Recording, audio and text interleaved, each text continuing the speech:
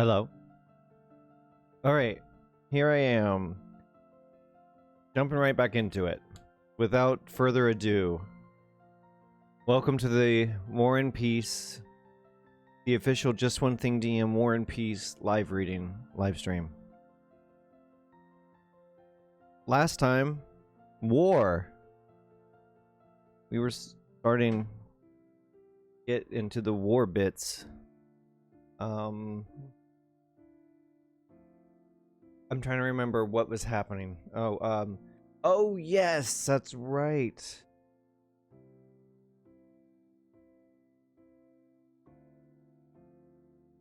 That is right. Hold on, give me a to gather myself.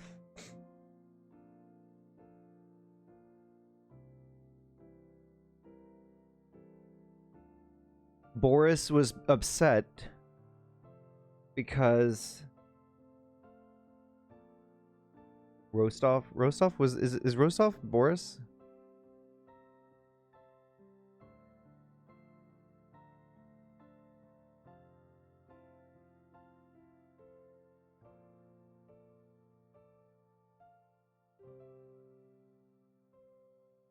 Oh wait, here's the characters. Okay. I'm gonna look up this list of characters. Every once in a while I need to review who's who.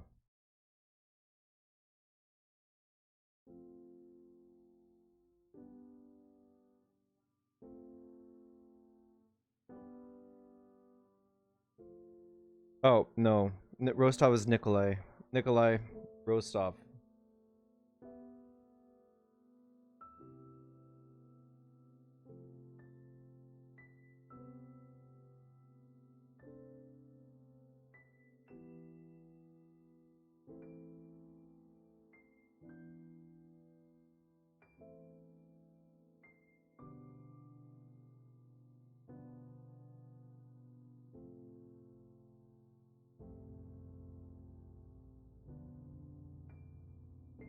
Dibble.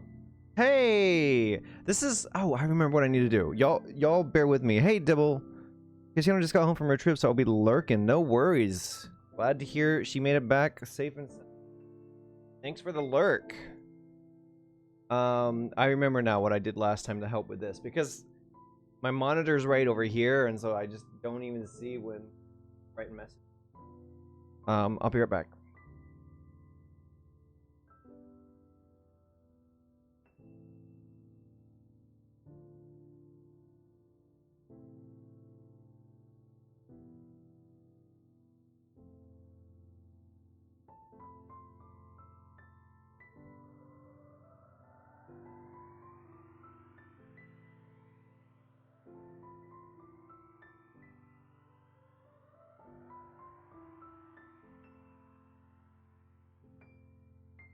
All right.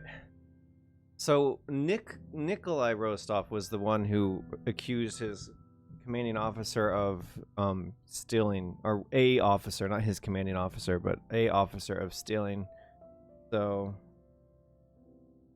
and immediately when he's like, I'm not going to apologize for calling him out in that pub, they're like, we're going to war. We've been called to war because the Austrians did not beat Napoleon. So, Chapter 6.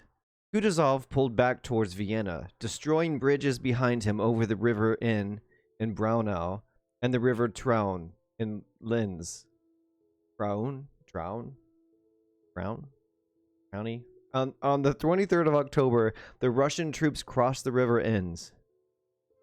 By midday, Russia bagged... Loud?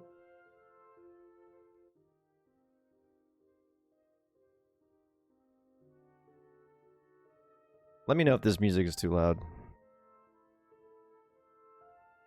On the 23rd of October, the Russian troops crossed the river Inns. By midday, Russian baggage wagons, artillery, and columns of troops were strung out in long lines throughout the town of Inns on both sides of the bridge. It was a warm but showery autumn day.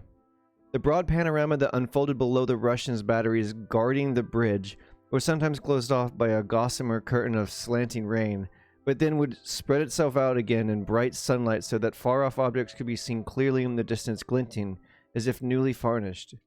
The little town stood out sharply down below with its white houses and their red roofs, its cathedral and its bridge on which streaming masses of Russian troops crowded together at both ends.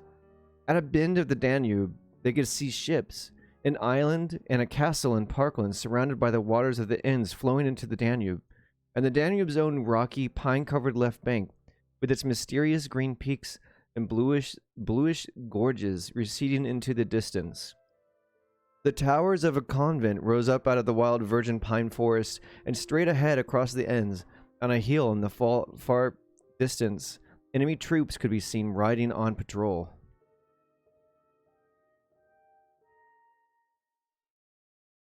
I think I know what the awkward situation is here. I put my mic in a different position this week. Among the field guns at the top of the hill stood 2 men in a forward position, the general in command of the rear guard and one of his staff officers. They were scanning the countryside through field glasses. Just behind them, sitting on the trail of a gun carriage, was Nesvitsky, who had been sent to the rear guard by the commander-in-chief. His Cossack orderly had handed him knapsack and flask, and Nesvitsky was now dishing out little pasties and real doppelkummel to the other officers. I gotta look this up. What is a doppelkummel?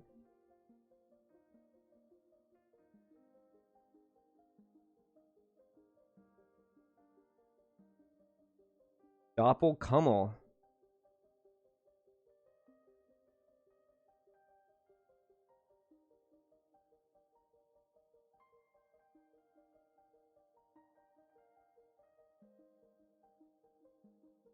A strong liquor flavored with cumin and caraway seeds. It sounds awful, actually. Not sure if I would ever want that.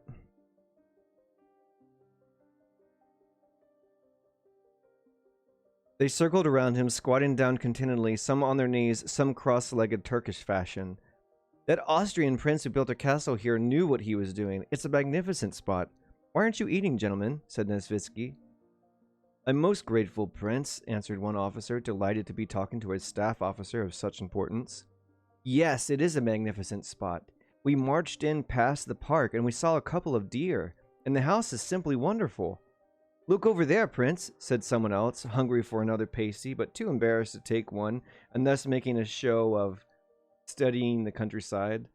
Look where our infantry boys have got to. There they are, just past that village, 3 of them, carrying something across the field. They'll soon smash their way into that place, that palace, he said with some relish. I'm sure they will, said Nesvitsky, but that's not it. You know what? He added, his handsome mouth moist from munching a pasty. I'd like to see them get in there. He was pointing to the convent towers on the far hillside. He smiled, with a special glint in his narrowed eyes. Be all right, wouldn't it, gentlemen? The officers laughed. Shake those nuns up a bit. Italian girls, they do say. Nice young ones. Worth 5 years of anybody's life. And they must be bored stiff, laughed one of the cheekier officers. Meanwhile, the officer up front was pointing out something to the general, and he peered through his field glass. Yes, it is, said the general angrily, lowering the telescope with a shrug. You're right, they're going to get fired on, crossing that river. Why are they taking so long? On the far side, the enemy and their batteries, with milky white smoke rising from them, were visible to the naked eye. After the smoke came the sound of a distant shot, and our troops could be seen perceptibly speeding up the crossing. That's interesting. This part right here where it refers to the troops as our troops. And our troops.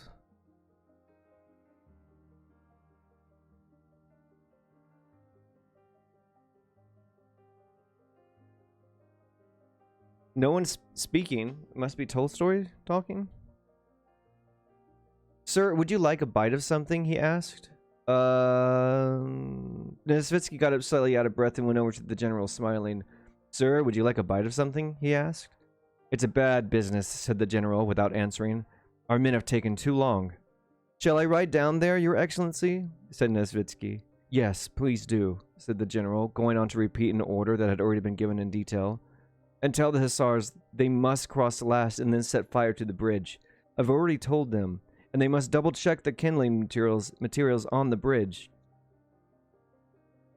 Very good, answered Nesvitsky. He beckoned to the Cossack who was holding his horse, told him to clear away the knapsack and flask, and then swung his great bulk easily into the saddle. Well, I think I'll just drop in on those nuns, he said to the amused officers watching him, and rode off down the winding hill path. Come on then, Captain. Let's see how far we can fire, said the general, turning on to the artillery officer. A bit of fun to relieve the boredom. Man the guns! At this command, the gunners instantly left the shelter of their campfires and came running up, keen to start loading. Number 1, came the order. Number 1 cannon recoiled smartly with a deafening metallic boom. The ball whistled out over the heads of our own men down below and flew across, but fell a long way short of the enemy. A puff of rising smoke showered where it had landed and exploded. The faces of the soldiers and officers lit up at the sound. They all got to their feet and went to watch the movements of our troops down below, looking for all the world like tiny creatures in the palm of your hand, and the moments of the advancing enemy up ahead. At that moment, the sun came fully out from behind the clouds, and the wonderful bang of that single shot, melting into blazing sunlight, gave them all a feeling of fun and high spirits. End of chapter. Hey, Digitroni, welcome. Welcome, how you doing? Oh, that's crazy. How'd you do that little reverse thing? With the emote. Chapter 7. Down on the bridge, 2 enemy cannonballs had whistled over them, and the bridge itself was crammed with people. Halfway across stood Prince Nesvitsky, who had dismounted and was now leaning with his portly figure squashed heavily into the railings. He kept glancing back in amusement at his Cossack, who was standing a few paces behind him, holding both horses by their bridles. Every time Nesvitsky tried to walk on, the crush of soldiers and wagons forced him to stop and squeeze him back against the railings. He simply had to smile. "Hey you, my boy," said the Cossack to a driver who was forcing his wagon through the mass of walking soldiers, flattened against the wheels and horses. "What do you think you're doing? You'll have to wait. Look, the general wants to get through." But the convoy driver, unimpressed by the mention of a general, just yelled at the soldiers who were blocking his way. "Come on, boys, get over to the left. Hang on a minute." But the boys themselves, shoulder to shoulder, bayonets clinking together, were surging across the bridge in one great mass. Looking down over the railing, Prince Nesvitsky could see the splashing low waves of the fast-moving ends as they rippled and swirled, chasing each other and crashing against the bridge supports.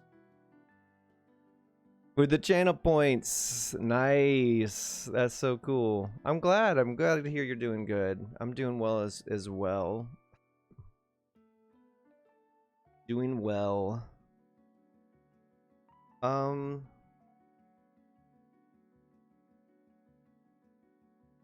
Then, looking back along the bridge, he saw the same kind of formless living tidal wave of soldiers with their covered shakos, knapsacks, bayonets, long muskets, and beneath the shakos the broad faces and sunken cheeks of men reduced to an apathetic weariness, their legs tramping across the boards of the bridge through a thick layer of sticky mud.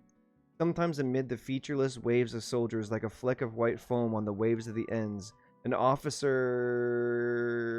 in his cloak would wriggle through, his face looking quite different from those of the soldiers around him.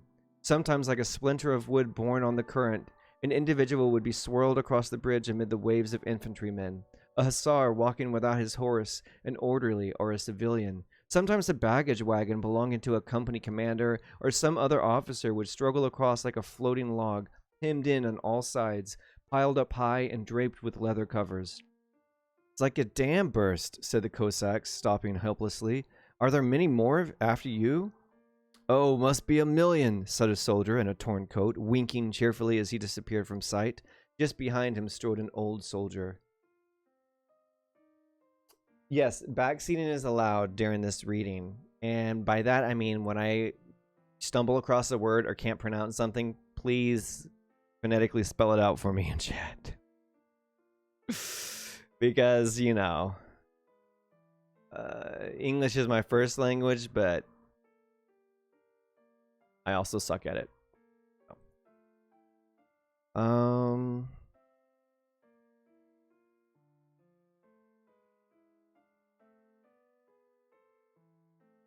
If he, the enemy, has a go at the bridge now, said the old soldier gloomily, turning to a comrade, you'll forget about scratching yourself. And he too passed out of sight. Then came another soldier riding on a wagon. Where the hell did you put the leg rag? Said an orderly, scrambling after the wagon and rummaging in the back. He and the wagon passed by. Next came some high-spirited soldiers who had obviously been at the bottle. Yes, up with the butt he went, and give him a smack in the teeth, said one soldier in a tucked-up greatcoat, gleefully punching upwards with his arm. Nice bit of ham, laughed another one, and on they went. Nesvitsky never did find out who got smashed in the teeth and where the ham came into it. Look at him running. He lets one go, and you'd think they were all getting killed, said an infuriated NCO full of scorn. It went right over my head, Sarge, that cannonball did, said a young soldier with a huge mouth, hardly able to stop himself laughing. Nearly fainted, didn't I? Put the fear of God in me, what that did, said the soldier, making a kind of boast out of being scared. He too went on his way. Along came a wagon different from all the previous ones, a German cart pulled by 2 horses with what seemed like a house full of stuff on top. The horses were led by a German and a splendid brindle cow. And a splendid brindle cow with an enormous udder was tied at the back. Sitting on feather mattresses were a woman with a tiny baby, an older woman, and a young, rather pretty German girl with bright red cheeks. They must have been country people on the move with a special permit to travel. All the soldiers' eyes turned to the women, and as the wagon trundled by at walking pace, the 2 younger women were the only subject of conversation. Every face smiled virtually the same smile. Every man thought his salacious thoughts about one of them. Hey, pumpernickel's on the road. Sell us your missus, said another soldier to the German, who was striding on, alarmed and angry, but not looking up. Tarted herself up a bit, hasn't she, trollops? Wouldn't mind being belayed on them, Fedotov. Seen worse, mate. Where are you headed for? Asked the infantry officer, eating an apple and half smiling as he stared at the pretty girl. The German father shut his eyes as if to say he didn't understand. Here you are, said the officer, offering the apple to the girl. She smiled and took it. Nesvitsky was no different from the rest. He couldn't take his eyes off the women till they had passed. When they had gone, they were followed by the same soldiers saying the same things, and then suddenly everything stopped. It was the usual thing. The horses in a company wagon had got themselves into a tangle at the end of the bridge, and the whole crowd had to stand and wait. Press and roll. Welcome, welcome. How you doing? Welcome back. Some more stuff is kind of happening. So the Austrians, at the end of the last chapter, the Austrians fell to Napoleon, and so now the Russians have to step in and help kind of the, help. Nesvitsky, the gad about that was making the crass jokes in one of the earlier chapters, is trying to run an errand.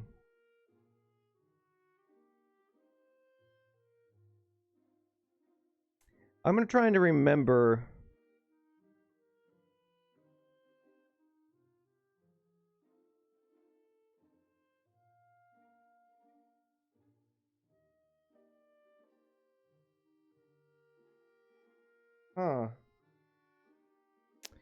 I'm hungry. Twitch made me watch an ad for the McDonald's crispy chicken sandwich before joining the stream.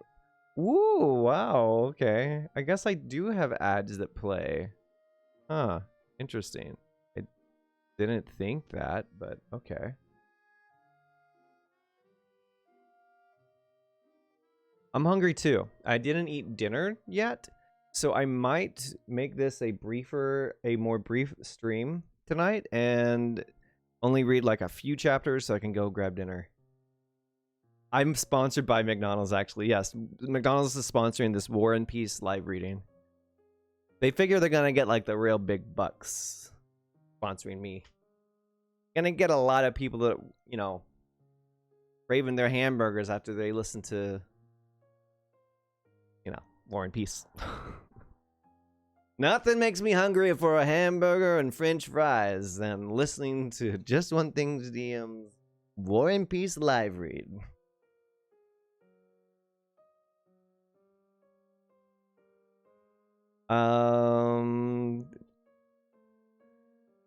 Let's see here. Why are we waiting? Who's in charge? Said the soldiers. Who do you think you're shoving? Go to hell? Just to hang on a minute. Damn sight worse if he sets fire to the bridge. Look, there's an officer got stuck too. The voices came from the standing crowd as men looked around at one another and everybody pressed forward to get off the bridge. As he was looking down at the waters of the Enns flowing under the bridge, Nesvitsky suddenly heard a sound he had never heard before. Something hurtling towards him, something big, and then a great splash in the water. They've got our range, said a grim-faced soldier nearby as he looked towards the sound. He's just telling us to get a move on, said another uneasily. The crowd moved on. Nesvitsky realized it was a cannonball. Hey, Cossack, give me my horse, he said. You there, stand aside. Stand aside, get out of the way. With a great effort, he managed to struggle to his horse. Shouting non-stop, he began to move forward. The soldiers pulled back to let him through, but soon squashed in on him again, crushing his leg, and those nearest him were not to blame because they were being shoved even harder from behind. Nesvitsky, you old woe, called a hoarse voice from behind him. Nesvitsky looked around, and there, 15 paces away, separated by the seething mass of moving infantry, he saw the red and black shaggy figure of Vaska Denisov, with his cap on the back of his head and his cloak flung jauntily over one shoulder. Tell him to make the damned devils, roared Denisov, who seemed to be wildly excited. His gleaming coal-black eyes were rolling their whites all bloodshot, and he was brandishing his sheathed sword, clasped in a small bare hand as red as his face. Okay, Denisov is like my favorite guy to read for, because he has like a speech impediment. Just had to add in some subtle product placement and you're good to go. The sound of skirts rustling and the crunch of crispy chicken sandwiches go from the other room. Yes. Product placement. Yes, the sound of crispy chicken sandwiches being eaten in the other room. Oh man, you're making me hungry now. Dragonair! Yes, you like my slime shirt? I got it during one of those speedrunning events. They were advertising it for, I think, on Fangamer. It's a unique design. I was like, I think I can spend $12 on that shirt. I did. And I like it. Welcome, by the way. We're just talking about McDonald's crispy chicken sandwich, which sounds delectable right now. I'm so hungry. Yeah, Fangamer does have good shirts. I like this stuff. Hey, Vaska, Nesvitsky called back with delight. What are you doing here? The squadron can't get through, roared Vaska Denisov with a snarl that bared his white teeth, putting the spurs to his fine black thoroughbred Bedouin. The horse's ears kept twitching as it brushed up against the bayonets. It was snorting and spattering foam from the bit, its hooves clinging on the boards of the bridge, and it seemed all set to leap over the railings, if only its rider would let it. What's all this? A white lot of sheep. Out of the road! Let me through! Stay where you are! You and your damn wagon! I'll cut you to pieces! He roared, actually drawing his sword and beginning to brandish it. The soldiers, looking quite terrified, squeezed closer together, and Denisov joined Nesvitsky. How come you aren't drunk today? Said Nesvitsky as he rode up. No time to get drunk, answered Vaska Denisov. They've been dragging their regiment here, there, and everywhere, all day. Fighting's all right, but God knows what this is all about. You're looking very smart today, said Nesvitsky, looking at the new cloak and saddlecloth. Denisov smiled, reached into his saber-tash. Saber-tash? Is that like a mustache, but with a saber? His saber-tash and pulled out a handkerchief reeking of scent, which he shoved under Nesvitsky's nose. Mustn't get things wrong. I'm going into battle. Shaved, cleaned my teeth, and put on a bit of scent.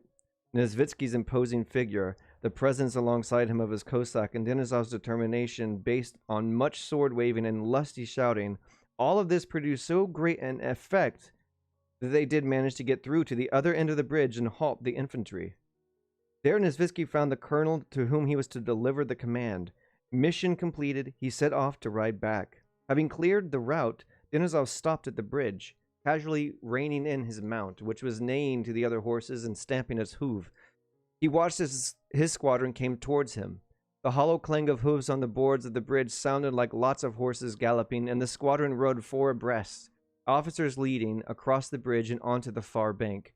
The halted infantrymen, crowded together in the trampled mud near the bridge, looked on as the clean, smart hussars rode past them so stylishly, with that special feeling of unfriendly rivalry and derision which different branches of the services usually show to each other when they meet.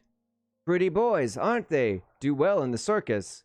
Useless lot, showmen and show horses, said another voice. Infantrymen, no dust, please, joked a hussar as his horse pranced up and splattered an infantry soldier with mud. I'd like to see you marching 2 days with a pack on your back. Bit of muck on your tassels, said the infantryman, wiping the mud off his face with his sleeve. More like a bird than a man up there. Zicken, we should get you on a horse. What a rider, joked a corporal to a skinny soldier, stooping under the weight of his pack. Put a stick between your legs. That's your kind of horse, the hussar called back. End of chapter. McLeodle! Hunting? You doing some hunting? The mustache so pointy that it can function as a saber. Yes. Exactly. A what was it? A saber's hash.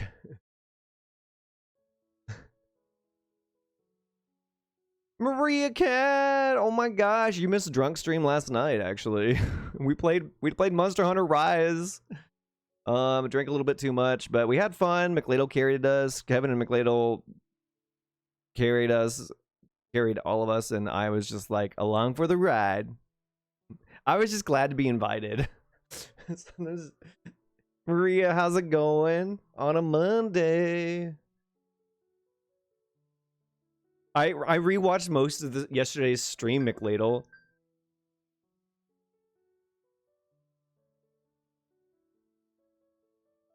That's weird. I've never had my phone just randomly do that. Oh, I was touching something on my watch, so it sounded an alarm. Yeah, McLeodle, me too. You were doing really well fighting those monsters, though. I kept like dying. I rewatched our stream today, earlier today. And I was thinking to myself, wow, that Dark Souls portion was really a lot of fun. And I realized I don't know how to use that horn, the hunting horn weapon. I haven't figured it out yet. So I need to read like Hunter's Notes or something. Maria, are you going to get Monster Hunter for the Switch, do you think?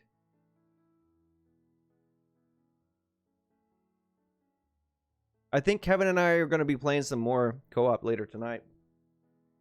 If anyone's down. All right, Chapter 8. You just press button and it worky. I'm sure it is, actually. It still did the job, you know? But I want to learn, like, what the combinations are that I need to do for, like, the effects. Because it's kind of like the buffer of the... It's like the... What is that called? The person in the game that helps buff people, I guess, buffer. I started to watch a 25-minute video about it. But I think probably I should just like go to an arena and practice. Like a practice arena. If there's something like that. Or just practice out in the wild. Alright. Chapter 8. The rest of the infantrymen funneled onto the bridge and hurried across. Eventually, all the baggage wagons were over, there was less of a crush, and the last battalion strode onto the bridge. Only the hussars of Denison's squadron were left on the far side of the river, facing the enemy. The enemy, visible at a distance from the opposite hillside, could not yet be seen from the bridge below, because the river valley created a horizon not more than a half-mile away at the top of the rising ground. Ahead lay an open space where the only movement came from the odd little group of our patrolling Cossacks. Suddenly, along the road on the opposite slope, some troops and artillery appeared. The men were wearing blue greatcoats. It was the French. The French are the bad guys in this story. In Rise, the buffs are just the same button twice in a row. Oh. Oh.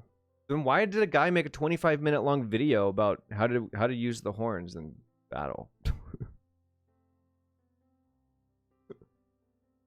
It's real simple. Yeah. Okay.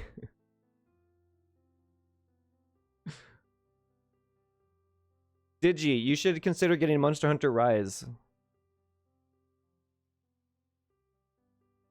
In world, it was so complex. Ah, interesting.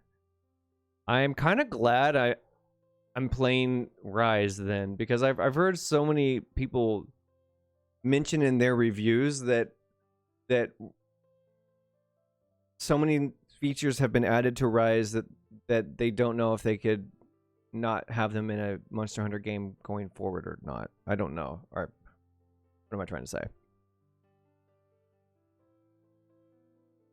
The officers and men of Denisov's squadrons chatted on, trying to ignore all this and look elsewhere. But every last one of them had his mind on what was up there on the hillside and nothing else. They kept glancing at dark patches appearing on the skyline, which they knew to be enemy forces. Yeah, this is really scary. The weather had cleared during the afternoon, and the sun shone brightly as it began to go down over the Danube and the dark surrounding hills. It was quiet, except that now and then the far hillside rang with sounds, a bugle call, or the enemy shouting. No one but a few patrolling men stood now between the squadron and the enemy. A mere half-mile of empty space separated the two sides. The enemy held their fire, increasing the sense of that dark, menacing, mysterious, and intangible dividing line that exists between two warring armies. One step across that dividing line, so like the one between the living and the dead, and you enter an unknown world of suffering and death. What will you find there? Who will be there? There, just beyond that field, that tree, that sunlit roof? No one knows, and yet you want to know. You dread crossing that line, and yet you still want to cross it. You know sooner or later you will have to go across and find out what is there beyond it, just as you must inevitably find out what lies beyond death. Yet here you are, fit and strong, carefree and excited, with men all around you just the same, strong, excited, and full of life. This is what all men think when they get a sight of the enemy, or they feel it if they do not think it. And it is this feeling that gives a special luster and a delicious edge to the awareness of everything that is now happening. High on the enemy's slope, a puff of smoke indicated a shot, and a cannonball whistled over the heads of the Hussar squadron. The officers who had been standing together scattered to their various posts. The Hussars began to ease their horses back into line. The whole squadron was silent, all the men watching the enemy ahead and waiting for an order from the squadron commander. Another cannonball flew over, then a third. They were definitely firing at the Hussars, but the cannonballs soaring with their steady whine right over their heads and landed somewhere behind them. The Hussars didn't look back, but at the sound of each flying ball, as if responding to an order, the entire squadron, a sea of faces so alike yet so different, rose in the stirrups, each man holding his breath as the ball whizzed by, then sank down again. The soldiers didn't turn their heads, but they angled glances at each other, curious to note the effect on their comrades. Every face from Denisov's down to the bug. Sorry, now I'm just tripping over my words. I don't know what the art you got in the background, but I'm like about to risk it all for her. Are you referring to Fran from Final Fantasy XII? Yeah, this is a great piece of art. I love it. You should play Final Fantasy XII, Maria Cat. It's a great game. And you get to play as Fran, the Vera bunny lady. She's hot. I'm just gonna say it. She's hot. But also she's a bunny lady. Anyway. That doesn't stop some people, so. The soldiers didn't turn their heads, but they angled glances at each other, curious to note the effect on their comrades. Every face, from Denisov's down to the buglers, showed about the lips and chin the same suggestion of a struggle between anxiety and excitement. The sergeant surveyed the men with a scowl, as though threatening punishment. Officer Cadet Mironov ducked every time a cannonball flew over.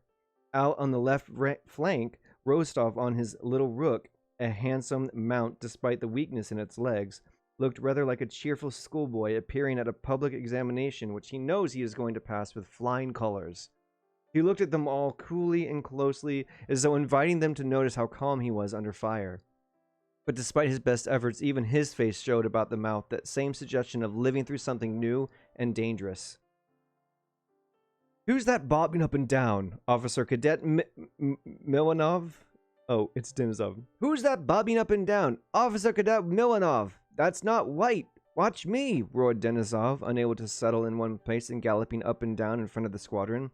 Vaska Denisov, with his snub-nosed face, black hair, his small, stocky figure, and the sinewy hand with its hairy little fingers clasping the hilt of his naked sword, looked exactly his normal self, as he did in the evening with a couple of bottles inside him, only a bit redder still in the face. Tossing back his mane of hair like a bird drinking, he ruthlessly drove the spurs on his little feet into his good horse Bedouin, reared right back into the saddle, and galloped across the far flank of the squadron, where he roared at the men in a hoarse voice, telling them to look to their pistols. Then he rode over to Kirsten. The staff captain, on his rather plump, staid old mare, jogged towards him at a gentle walking pace. The staff captain's face, with its long whiskers, was as stern as ever, but his eyes gleamed brighter than usual. Well, he said to Denisov, there won't be any fighting. You watch. We shall pull back. It's ridiculous. What the hell are we doing? Growled Denisov. Ah, Wostov, he called to the ensign, noticing his beaming face. This is it. And he smiled approval, visibly pleased at the sight of the ensign. Rostov had now achieved perfect happiness. Just then, the commanding officer appeared on the bridge. Denisov galloped over to him. Sir, let's ride 'em into the attack. I'll want 'em back. What do you mean, attack? Said the colonel languidly, scowling as if annoyed by a passing fly. Why are you hanging about here? You can see the flanks are retreating. Lead the squadron back. The squadron crossed the bridge and passed unscathed out of the enemy's range. Number 2 squadron followed on behind, and the Cossacks brought up the rear, leaving the far bank deserted. Once over the bridge, the 2 squadrons of the Pavlograd regiment retired uphill, one after the other. Their colonel, Karl Schubert, known to all by his patronymic Bogdanich, had come over to join Denisov's squadron. What's a patronymic? Does anyone know? Patronymic. Had come over to join Denisov's squadron and was now riding at walking pace not far from Rostov, ignoring him even though this was the first time they had met since the Telyanin affair. Oh. Rostov, conscious of being at the front in the hands of a man that he had wronged, couldn't take his eyes off the colonel's athletic back, fair hair, and red neck. One moment, Rostov imagined that Bogdanich was only pretending to ignore him, and that his main purpose was now to test the ensign's courage, so he kept drawing himself up and looking round cheerfully. The next, he fancied that Bogdanich was riding close to him because he wanted to show off his own valor. Then the thought struck him that his adversary was about to launch the squadron into a hopeless attack simply in order to punish him, Rostov. This led to another idea. When the attack was over, the colonel would come to him as he lay there wounded and magnanimously extend the hand of reconciliation. So he's having like these delusions, these visions and fanciful things happening. Then the colonel was approached by a familiar figure in the Pavlograd Hussars, that of the stiff-shouldered Zherkov, who had recently left the regiment. After his dismissal from the staff of the commander-in-chief, he had not remained with them because, as he put it, he was not full enough to slog on at the front when he could get more pay for doing nothing on the staff, and he had wangled an appointment as orderly to Prince Bagration? Prince Bagration? He was not full enough to slog on at the front when he could get more pay for doing nothing on the staff, and he had wangled an appointment as an orderly to Prince Bagration. Now he rode over to his old colonel with an order from the rear guard commander. Colonel, he said, with his usual moroseness, addressing Rostov's adversary, and looking around at his former comrades. The order is to halt. Go back and burn the bridge down. Order? Who to? Asked the colonel grimly. Well, Colonel, I don't know who to, answered the cornet gravely. All I know is the prince gave me a command. Ride down, he said, and tell the colonel the hussars are to double back and burn the bridge down. Zherkov was followed by an officer of the commander's entourage, who rode up with exactly the same order, and after him came the stout figure of Nesvitsky on a Cossack horse, which could hardly manage a gallop with him on board. Colonel, he shouted, still galloping, I told you to burn the bridge, and someone's messed things up. It's a madhouse over there. Everything's all over the place. The colonel stopped the regiment unhurried and turned to Nesvitsky.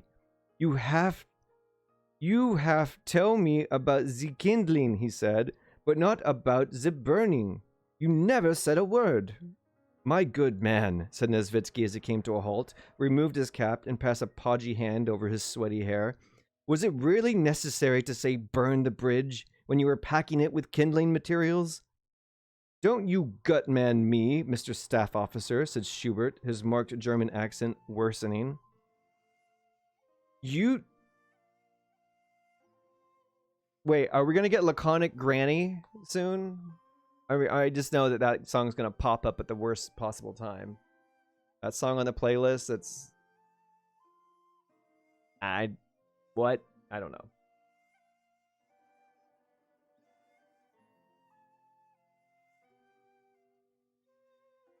It's still like a few down. Still like songs away. Probably gonna happen when one of these characters dies in battle in a second. Perfect timing.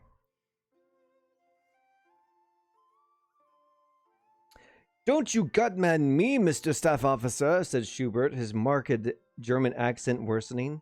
You did not tell me to set fire to the breach. I know my surface, and it is my habit to carry out strictly mine orders. You said the breach will be burnt, but who is going to burn it? I, by Holy Spirit, couldn't tell. Well, that's always the way, said Nesvitsky with a wave of his arm. What are you doing here? He added, turning to Zherkov. Same as you. Look, you're all wet through. Let me help. But Mr. Staff Officer, what you say was... The colonel was insisting in an aggrieved tone. Colonel, interrupted the first officer, we must hurry, or the enemy will have moved up their guns and started using grape shot. The colonel looked dumbly down from him to the stout staff officer, then to Zherkov, and he scowled. I will the breach fire, he said. I will the breach fire. He said with great solemnity, in the air of a man determined to do his duty, however difficult that made things for him. Okay, sorry, don't know why I switched like that. Spurring his horse with his long, muscular legs as though it were the guilty party, the colonel rode forward and ordered No. 2 Squadron, in which Rostov was serving under Denisov's command, to return to the bridge. I was right, thought Rostov. He does want to test me. His heart missed a beat and the blood rushed to his face. I'll show him whether I'm a coward or not, he thought. That same grave look which had overtaken them under fire returned to every cheerful face in the squadron. Rostov stared closely at his adversary, the colonel, searching his face for confirmation of his suspicions. But the colonel never once glanced at Rostov. As always, he was looking ahead sternly and solemnly. The word of command was given. Hey, Velvet! Last day of work for the week. Congrats, I guess. Have a fun weekend? Have some fun time off? Welcome, welcome. Thanks for the lurk.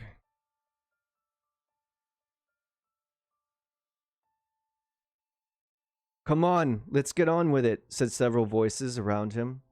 Sabers snagging in the reins and spurs jingling, the hussars dismounted at speed without knowing what they were going to do. The soldiers crossed themselves. Rostov had stopped looking at the colonel. There was no time. His one great dread, which he felt with a sinking heart, was of falling behind the hussars. His hands shook as he gave his horse to an orderly, and he could feel his heart pumping blood. Denisov rode past, rearing back and calling out. Rostov could see nothing but hussars all around him, running everywhere with jingling spurs and clinging sabers. Stretcher here! Called a voice behind him. It never occurred to Rostov what stretcher meant. He just ran on, trying to keep to the front. But right by the bridge, running along without looking down, he slipped on the well-trodden mud, staggered and fell on his hands. The others ran around him. For both these sides, Captain, he heard the shout from the colonel, who must have galloped on ahead, and had now reined in his horse by the bridge, watching with triumph and delight written on his face.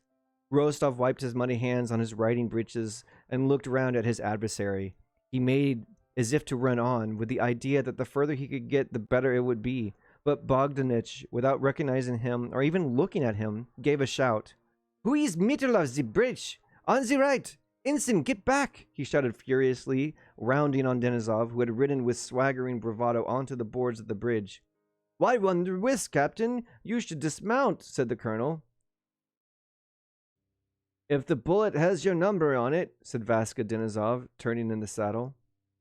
Meanwhile, Nesvitsky, Zherkov, and the officer from the commander's entourage were standing together out of range, watching the two groups of men those in yellow shakos, gold-braided dark green jackets, and the blue breeches swarming towards the bridge, and those on the other bank in the blue greatcoats and some with horses, easily recognizable as artillerymen approaching in the distance. Will they burn it down or not? Who will get there first? Will they get through and set fire to it, or will the French get their grape shot going and mow them down? These were the questions that each man instinctively asked himself with a sinking heart, and the great mass of troops looking down on the bridge. In the bright evening sunlight, they were staring down at the bridge and the hussars, and across at the blue greatcoats on the other side, advancing with guns and bayonets.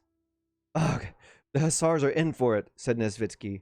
They're within range of that grape shot now. He shouldn't have taken so many men, said one of the officers of the suite. Quite right, said Nesvitsky. Could have sent 2 brave boys. Wouldn't have made any difference. Oh no, your excellency, put in Zherkov, his eyes fixed on the hussars, but still with that innocent manner which made it difficult to tell whether he was serious or not. Oh no, sir, the very idea. Send 2 men?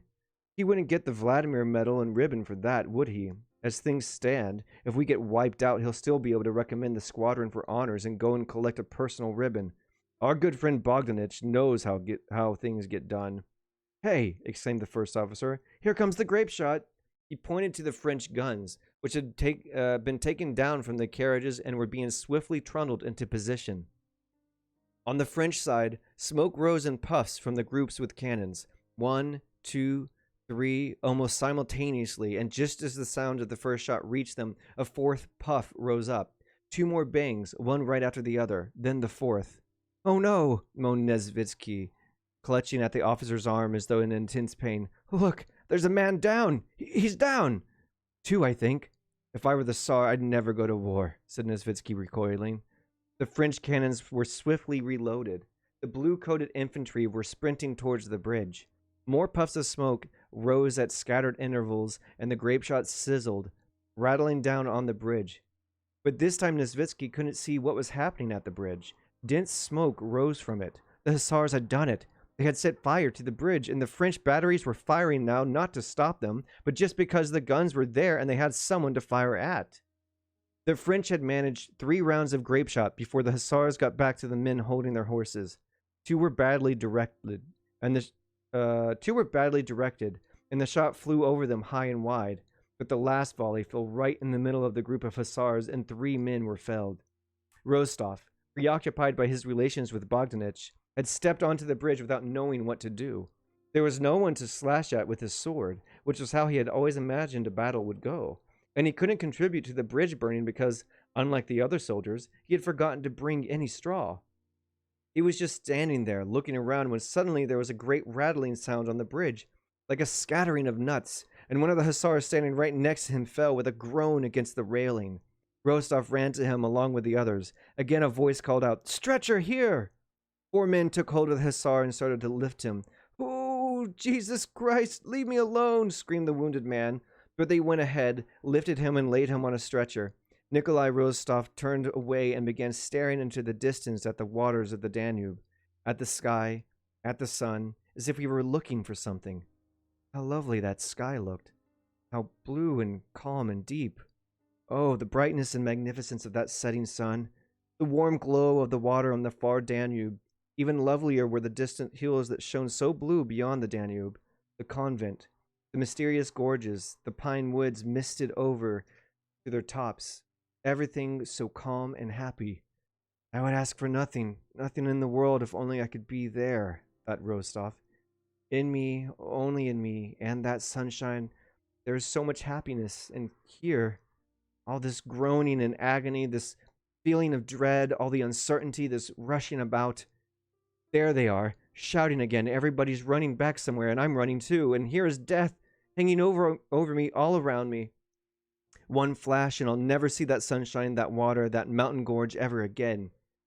Just then the sun disappeared behind the clouds, and more stretcher bearers came into view ahead of Rostov, and the dread of death and of the stretchers and the loss of all sunshine and life, everything fused into a single sensation of sickening horror. Dear God who art in heaven, save, forgive, and deliver me Rostov whispered to himself. The hussars ran back to their waiting horses. Their voices grew louder and more settled. The stretchers disappeared from sight. Well, my boy, you've had a real sniff of powder, Vaska Denisov shouted in his ear. It's all over, but I'm a coward. I really am, thought Rostov. And with a heavy sigh, he received a little rook, who was resting one of his legs from the orderly and prepared to mount. What was that? Grape shot? He asked Denisov. You damn twoo, cried Denisov. Heroes, all of us, but wantin' work. A cavalry charge is fine. Chop the dogs down, but for God's sake, that was providing target practice. And Denisov rode away to join the group that had stopped close to Rostov. The colonel, Nesvitsky, and Zherkov, and the officer of the suite. Anyway, nobody seems to have noticed, Rostov thought to himself, and nobody had. All of them knew the feeling that this ensign, never before under fire, was now experiencing for the first time. Oh, they all can sympathize with Rostov. Pleased to inform the prince of the bitch bunt, said the colonel, a picture of bonhomie and triumph. And what if he wants to know about losses? Nothing worth mentioning, boomed the colonel. 2 hussars wounded, 1 dead in his tracks, he said with a delight that was obvious to all. He could not resist a smile of smug contentment as he relished the splendid sound of that phrase, dead in his tracks. Yikes. You're back with some tea? Welcome back. End of chapter 8. Okay.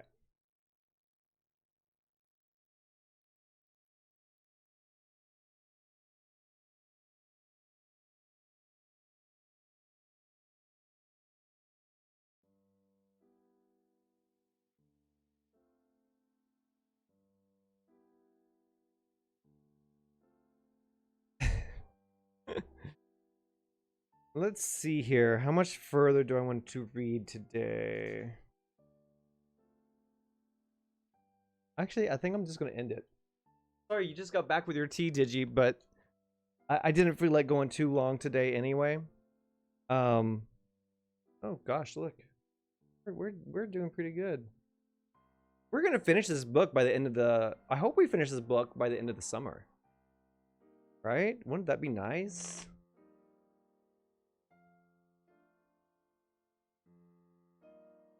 End of chapter 9. Chapter 8. End of chapter 8. Next week we'll continue with chapter 9. Getting along nicely. It's getting interesting too. These characters are really interesting. I like Rostov.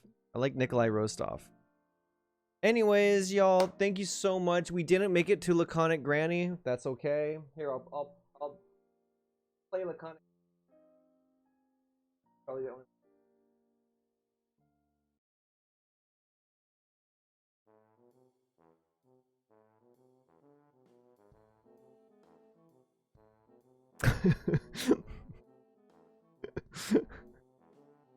I don't know why this is in this playlist, but it's been included in this playlist, and it always starts playing at a really random part that doesn't need to have this jaunty tune. 33 seconds jaunty tune playing. Tomorrow night I'll be back with Ace Attorney, so please join the live stream for Ace Attorney playing, and I'll talk to you all later.